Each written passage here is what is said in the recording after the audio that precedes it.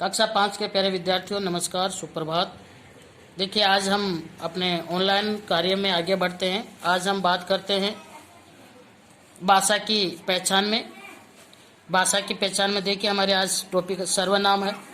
सर्वनाम कब और कहाँ प्रयोग किए जाते हैं, देखिए कहानी से जुड़ा एक हिस्सा हम यहाँ पर पढ़ते हैं।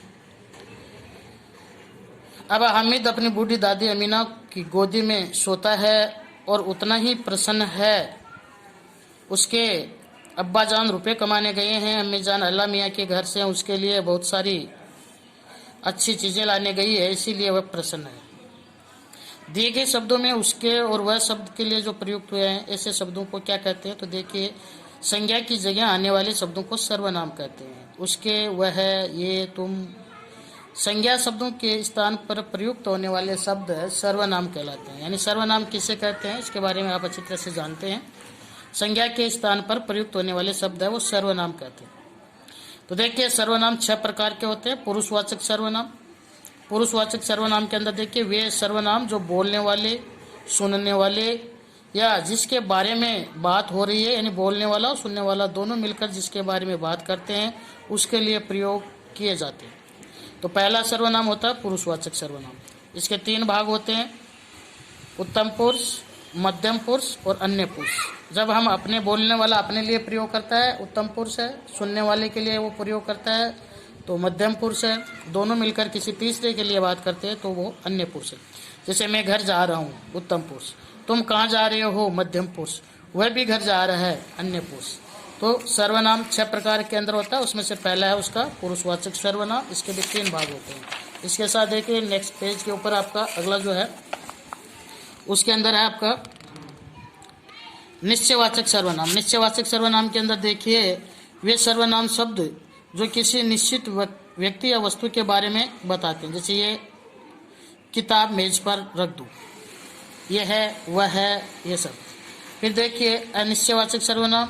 वे सर्वनाम जो किसी अनिश्चित व्यक्ति या वस्तु के बारे में बताते हैं। जैसे कोई दरवाजे पर खड़ा है, कुछ बैग में डाला हुआ है या कुछ टेबल पे रखा हुआ है। प्रश्नवाचक, वे सर्वनाम शब्द जिनकी मदद से हम प्रश्न पूछे जाते हैं। ये किताब किसकी है, वहाँ कौन खड़ा है, इस तरह के जो प्रश्नवाचक शब्द होते हैं। संबंधवाचक सर्वनाम, वे सर्वनाम जो 2 वाक्यों को आपस में जोड़ते हैं या संबंध बताते हैं। जो ध्यान से सुनेगा उसे सब समझ आएगा, जो पढ़ेगा वो पास होगा।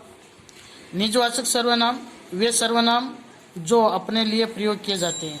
जैसे ये कार्य मैं खुद करूँगा, मैं अपने आप घर चला जाऊँगा। तो इस तरह के जो वाक्य होते हैं वो निजवाचक में आते हैं।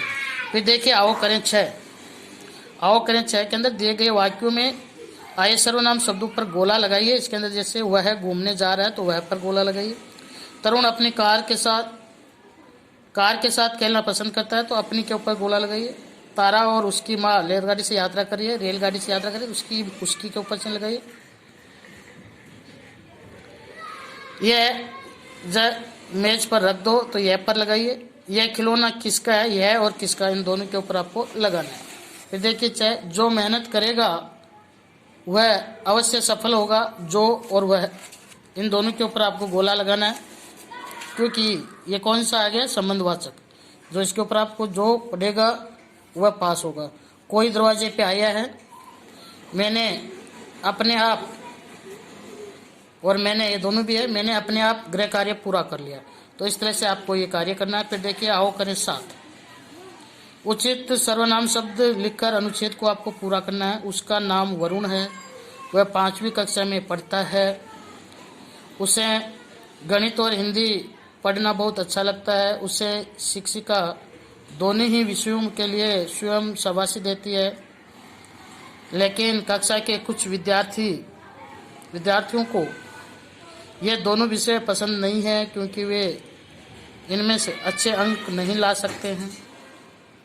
पर मेरा मानना है कि अगर वे सभी परिश्रम करें तो अच्छे अंक आना संभव है। तो इस तरह से फिर देखिए, अनुच्छेद करो 8। आओ करें 8 के अंदर दिए गए अनुच्छेद को आपको पढ़ना है और छांटकर सर्वनामों के भेद आपको अपनी कॉपी में लिखना है। तो इस तरह से फिर देखिए, आगे वाला वीडियो के अंदर हम बात करेंगे सोचो और बताओ कि इन प्रश्नों की। तब तक के लिए नमस्कार। आज के लिए इतना ही, धन्यवाद।